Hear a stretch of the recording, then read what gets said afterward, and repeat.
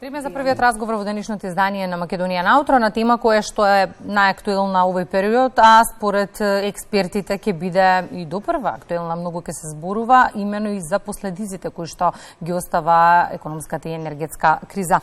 Енергетската криза сериозно го погодува стопанството, ценовниот притисок што го предизвикуваат рекордните вредности на електричната енергија на бирзите представува закана за обстојување на голем дел од деловните субјекти. Обстојувањето на деловните субјекти меѓу другото е под голем знак прашалник периодов. Потребна е сериозна државна поддршка за справување со енергетското цунами, велат и од Сојузот на стопански комори, чии експерти подготвија пакет со мерки кои се неопходни за да може да се зачува ликвидноста на предпријатијата и нивната деловна активност. Ова е темата на која што разговараме со првиот соговорник во Македонија наутро. Велам добро утро за професор доктор Урце Симов од Сојузот на стопански комори. Добре ни дојдовте. Добро утро, добре најдов. Споменав во најавата, господин Симов, прогнозите на глобално ниво за тоа како ќе се преживее во услови на енергетска и економска криза и не се многу охрабрувачки. Секако треба да споменеме дека стопанството е под сериозен притисок овој период. Имаме совршени услови за појава на економски ураган во светот и во Македонија. Трите главни енергенси, нафта, газ и електрична енергија, се на историски највисоки нивоа. Електричната енергија има цена околу 700 евра за мегават час. Гасот кој што до пред една година беше $200 за 1000 метри кубни, сега е над $3000 за метри кубни, со најава дека ќе се покачи и до $5000 за 1000 метри кубни до крајот на годината, а исто така и нафтата е на историски највисоки нивоа. Ние досега во светот имаше економска криза при крајот на 70-тите години и почетокот на 80-тите години, предизвикана главно од немирите во Иран и промената на државното уредување во Иран, и тоа предизвика сериозна економска криза во целиот и рецесија во целиот свет. Во овој момент ние едновремено имаме историски највисоки цени и на нафтата, и на гасот, и на електричната енергија. Значи, трите главни енергенси имаат историски највисоки цени. Сето тоа надополнето со пост-ковид кризата, кога стопанството уште не е заздравено од ковид кризата 2020 и 2021 година, нарушени од глобален синџир на снабдување, а исто така и војната меѓу Русија и Украина. Така да сите тие индикатори создаваат услови, совршени услови за појава на невидена економска криза и рецесија во целиот свет. Кризата е глобална, поради зголемени трошоци, да речеме, секоја 10-та компанија во Австрија стравува од затворање, сличен е и примерот во другите европски земји. Што е со конкретните податоци во однос на Македонија? Колкав е бројот на компании на кои ако не им се помогне, им се заканува затворање?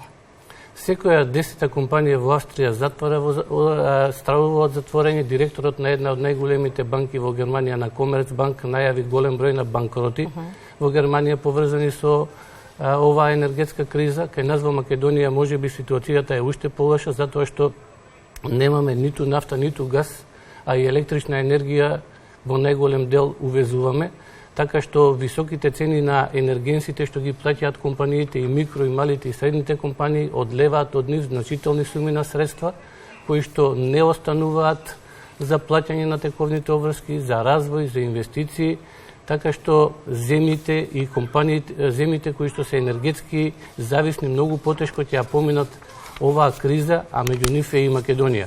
Во овие времења средствата ќе се одлеваат од земите кои што се енергетски зависни. Колку повеќе енергетски зависна е земјата, толку повеќе надвор ќе се одлеваат средства, а тие средства ќе доаѓаат во земји кои што произведуваат енергија. Ние во Македонија немаме ниту нафта, ниту газ, и мал дел од електричната енергија произведуваме. Да речеме, ако ги земеме пак земите кои што произведуваат енергија, тие прибираат значителни суми на средства. Саудиската државна компанија за нафта Арамко првата половина од оваа година забележа невидени приходи. Првите 6 месеци имаат приходи од $87,9 милиарди. Тоа се историски највисоки приходи. За споредба само првата половина 2020 година приходите нивни беа на ниво од $47 милиарди, додека пак Газпром, рускиот Газпром, првата половина од 2022 година чист нето профит има $41,75 милиарди. Значи средствата ќе се одлеваат од земите кои што немаат енергија кон земите и тие земји ќе осиромашуваат кон земите кои што произведуваат енергија. Така што и индустријата, компаниите, економијата во земјата енергетски зависни како што е во Македонија ќе биде прилично тешка и лоша. Во глобални рамки енергетскиот пазар е надвор од контрола и тука не постои производ или услуга кој што да речеме може да поднесе цена на струја 600 или 700 евра за мегават час, односно не постои компанија која што може да издржи да плати толку без последици. Токму затоа Сојузот на стопански комори во соработка со експерти изработивте мерки кои што всушност би требале да бидат своевиден спас или излез полесен од ситуацијава и да ги спасат предпријатијата. Какви се и колку ги има на број? Ние во овие тешки, многу комплицирани услови за работење изнаоѓаме мерки кои што ќе овозможат најоптимално да ја пребродиме оваа тешка економска криза и со најмали штети да поминат компаниите, економијата, стопанството и со тоа и државата во овие комплицирани услови. Кога ние сме континуирано во дослуг со нашите членки, со компаниите во Македонија, донесовме заедно и со експерти повеќе мерки. Дел од тие мерки се однесуваат на зголемено мерки кои што ќе овозможат зголемено производство на електрична енергија. Дел од мерките се однесуваат на заштеда на енергија. Од мерките ние бараме да се ограничи цената на електричната енергија, да се постави одреден лимит. До тој лимит компаниите да ја плаќаат електричната енергија, над тој лимит електричната енергија да се плаќа од некој кризен фонд на државата. Потоа, една од мерките е да се ограничат маржите во трговијата со електрична енергија.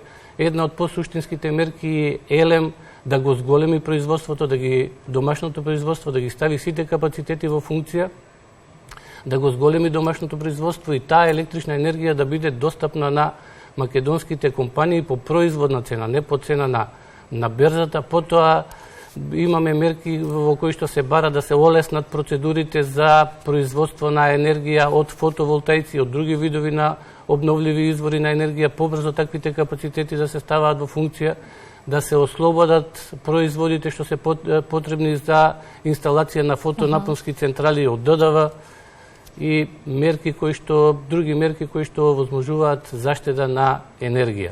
Имавте ли средби досега со надлежните институции? Каков е нивниот одговор во однос на предложените мерки?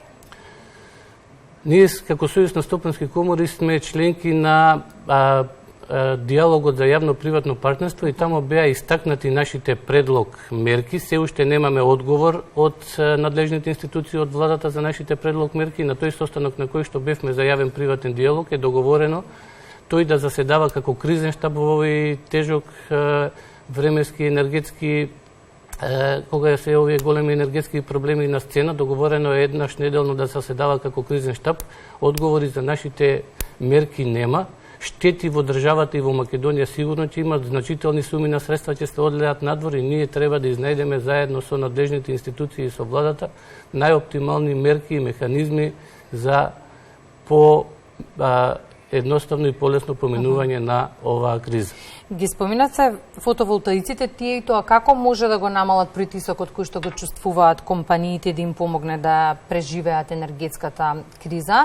Тоа го споменуваат како предлог и енергетските експерти низа месеци наназад. Во однос на олеснувањето на условите за поставување на истите се става фокусот, но да речеме и земјите од регионот веќе на големо почнаа да работат и делуваат на оваа тема.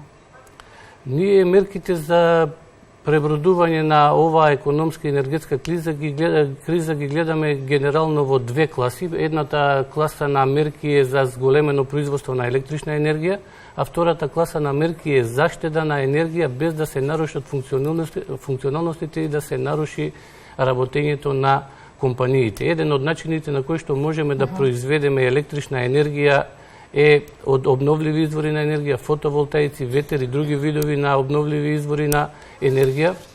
Затоа бараме процедурите да се олеснат. Во моментот над 60 различни документи од различни институции се потребни за да се обезбедат, за да се инсталира фотонапонска централа. Сето тоа може да се олесни, да на крововите на компаниите се инсталираат такви капацитети кои што ќе ги смалат потребите увоз, ќе ги обезбедат поевтина енергија за компаниите Ја исто така да се олеснати процедурите за инвеститори кои што сакаат да инвестираат во обновливи извори на енергија и на земја, не само на кровови, за да не увезуваме скапа енергија од странство, тука да ја произведуваме, финансиските средства да остануваат во Македонија и тука да се вработуваат луѓе. Тоа е во делот на некои брзи и инстант мерки кои што и не може да бидат многу суштински во овие моменти за производство на енергија, а инаку имаме и мерки за заштеда на енергија без да се нарушуваат функционалностите ниту на институциите, ниту пак на економските капацитети. Тука се мерки за подобри фасади со подобри карактеристики кои што се добри изолатори, зимно време ќе овозможат да се загреваат просториите со помалку енергија, летно време да се ладат со помалку енергија, подобри прозори, исто така имплементацијата на билдинг менеджмент системи кои што можат да заштедат дури до 60% енергија. Актуелен деновиве беше сајмот Винска визија, одржан во Белград во рамки на Отворен Балкан. Тука меѓу другото се подпиша и неколку договори кои што се добре дојдени во контекст на преживувањето на регионот во криза каква што живееме. Колку од самиот концепт Отворен Балкан може да им помогне на земјите полесно да ја пребродат и енергетската и економската криза? Македонија заедно со Албанија и Србија е во тој процес на Отворен Балкан што се предвидува полесен проток на луѓе, на добра и на работна сила меѓу тие три држави. Македонија е производител на вино и на храна, така да таквите настани се добре дојдени, затоа што тие промоции на вино може да ги изголемат бројот на потенцијални купувачи, луѓе во околината и подалеку од нашата држава да станат свесни за вината и квалитетните вина кои што ние ги имаме. Сега прашање е тука со колка формат и како од државата треба да се и од државното раководство колкаво време и во кој формат треба да се посвети на таквите промоции, дали пак можеби тоа време може да се посвети на решавање на некои други круцијални проблеми кои што ги има во државата. Инаку Отворениот Балкан во некои аспекти може да представува и проблем за Македонија затоа што нашата македонска економија во моментот ние плаќаме една од најскапите цени на електрична енергија во регионот. Да речеме, цената на електричната енергија во Србија за компаниите во моментот е 75 евра за мегават час, во Босна е 66 евра за мегават час, додека кај нас микро и малите предпријатија 270 евра е мегават час од електрична енергија, додека големите компании ја купуваат на берза и таа се движи 700-800 евра за мегават час, така да нашата македонска економија од тој аспект може да стане неконкурентна, затоа што нашите производи и услуги ќе чинат многу повеќе, особено кај компаниите кај што цената на енергијата значително влегува во цената на производот или услугата. Тие компании од околината може да бидат и економии поконкурентни, така што тоа може да доведе и до дополнителен одлив на работна сила од Македонија, која што и така недостасува. Професор, енергетските експерти велат дека актуелната енергетска криза треба да не биде сериозна поука за иднина. Што значи тоа? Каква стратегија ни е потребна на долг рок? Ние треба да градиме на време енергетски капацитети. Последните значајни енергетски капацитети во Македонија се направени пред повеќе од 40 години. Тоа се 80-тите години. Тогаш е направен и рек Битола и рек Осломе.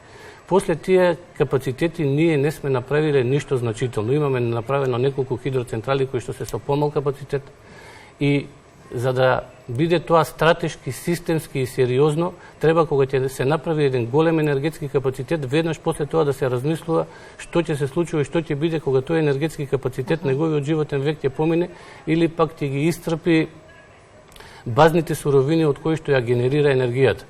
Ние во рек Битола и рек Осломе не само што тие се на крајот на својот животен век затоа што се направени пред повеќе од 40 години, туку нема и базичен енергенс јаглен за производство на енергија, така што и тоа домашно производство кое што го произведуваме со значителен увоз на јаглен, значи дополнително трошиме девизни средства и го намалуваме и го зголемуваме дефицитот на надворешната трговска сметка.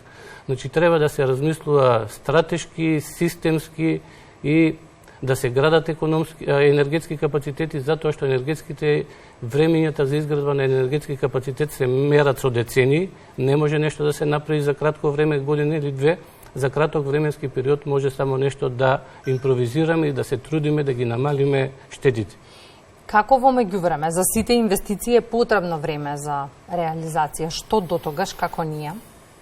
Во меѓувреме тешко ќе обстојуваме, ќе трошиме, некој ќе троши значителни средства од државата, независно дали тоа ќе биде кризен фонд со кој што ќе се субвенционира енергијата во Македонија или пак компаниите ќе бидат оставени сами на себе да се борат. Главниот ефект ќе биде дека од Македонија ќе се одлеваат средства за енергенси кон земји кои што произведуваат енергенси. Тоа значи дека компаниите ќе немаат средства за развој, за инвестиции, дури во прашање ќе биде доведена и нивната ликвидност за плаќање на тековните обврски. Голем дел од компаниите може и да се затворат. Тие компании кои што директно се засегнати од цената на енергенсите, а тоа ќе предизвика и во ланец затворање на други компании кои што не се толку многу засегнати од цената или не трошат толку многу енергенси, меѓутоа тие обезбедуваат некакви производи, сервиси или услуги за овие големи компании кои што се енергетски зависни, така да во меѓувреме ние може во овие тешки услови да се трудиме да изнаоѓаме некои најоптимални мерки како да преживееме во тие тешки услови, да ги минимизираме штетите. Штети ќе има, меѓутоа со колку толку паметни мерки можеме да ги намалиме тие штети. И токму тоа сакав да прашам и за крај на разговорот, многу ми реагира дека мерките се доцна и дека што и да се случи, дури да се превземат мерки, нема да последиците ќе бидат големи. Дали доколку еве во овој момент се превземат дел од оние мерки, да речеме, кои што вие ги предложивте, би можело да се спаси нешто од ова што како црно сценарио се предвидува? Ние мора да се трудиме да ја спасиме економијата и компаниите, затоа што компаниите вработуваат најголем број од луѓето во нашата држава, исто така тие го генерираат бруто домашниот производ, а и значително го полнат буџетот на државата. Така да круцијално е да ја спасиме економијата. Тоа сигурно нема да биде бесплатно и ќе чини значителни финансиски средства и можеме само да изнаоѓаме методи како најповолно да се помине.